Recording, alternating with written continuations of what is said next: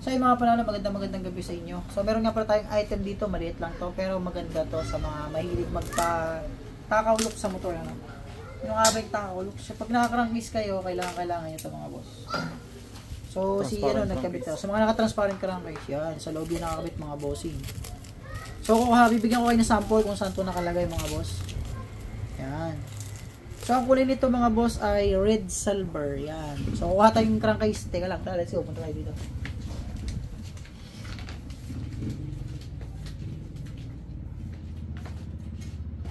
So yung mga naka-crankcase dyan, ito yung kailangan nyo mga boss. Yan. Kukuha lang tayo ng isang slipper clutch.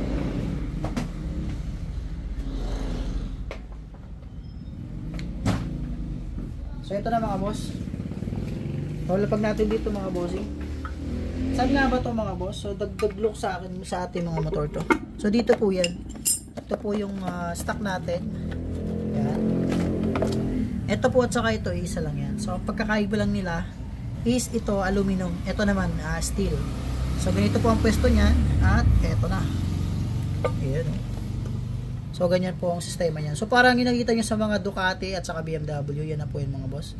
So let's go. Install natin to by tomorrow. Hanggat bakante tayo, ano.